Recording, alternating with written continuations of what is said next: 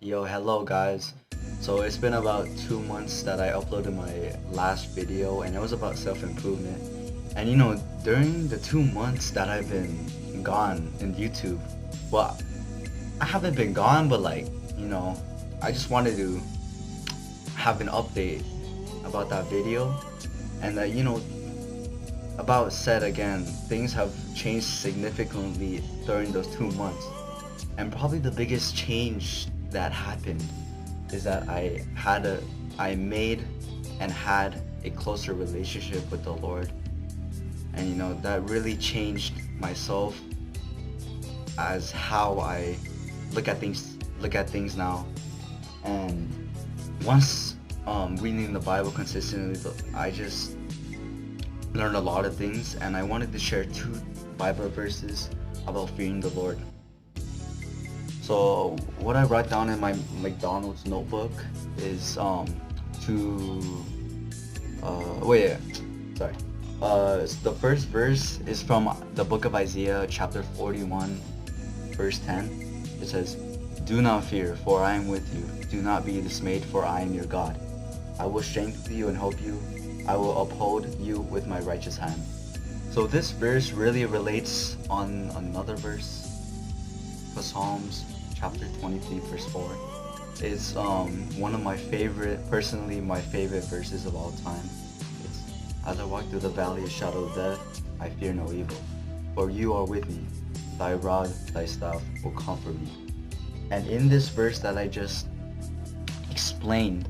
not explained, but read, it's very similar to it because it talks about how God is always with us and we shouldn't fear if he's with us, because if he's with us, he gives us strength, he gives us the armor to prosper in life. And that's basically the overall message to this verse. It says that I will strengthen you and help you. That's what he exactly does if you believe in him and if you fear him. Because basically fearing the Lord, the problem that I encountered in churches and stuff, it says to love the Lord, and we should love the Lord, but they don't really teach you how fearing the Lord. Because if you fear the Lord, he will not grant you, but it will just overall make yourself humble, and that knowing that the Lord is way more righteous than you, and that he guides you through our lives. And to also conclude that if you fear the Lord, that it will give you wisdom. And I'm not saying that just to fear the Lord so you can get wisdom, but you actually have to fear the Lord, as he is the one who's guiding through your life. Like, he is the one that's watching you over and over again. And that if you just fear the Lord, that would just make us have a more closer relationship with him, and to know his commandments and laws. If we just keep on reading his word every day and just fearing the Lord and loving him too, he will just always be with us. Like, for example, in the book of, not the book, but in the Bible a lot, there are probably between the book of Samuel and Kings, there has been numerous battles of the Israelites battling, another tribe, not a tribe, but another region, like the Moabs, the Cushites, the Jezites. And it depends if they won or not. It depends how their faith, how faithful they were to the Lord. Because if most of the people in the tribe of the Israelites had faith with the Lord, they would win the battle. And that, knowing that the Lord is with them. But during the times of wickedness, where there was a corrupt leader, and they would fight someone, they would always lose because they didn't fear the Lord, and they didn't trust him and rely on him. That's why we always gotta rely on the Lord, trust him, fear him, and we should always love him. Amen.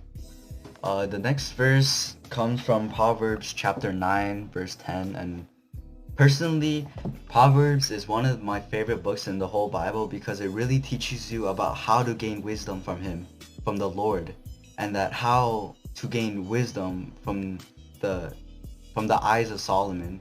Mostly from the book of Proverbs, Solomon was the one who wrote these poems because he was seen as the most wisest person on earth.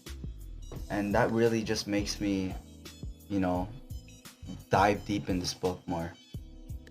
It says, "The fear of the Lord is the beginning of wisdom, and the knowledge of the Holy One is understanding."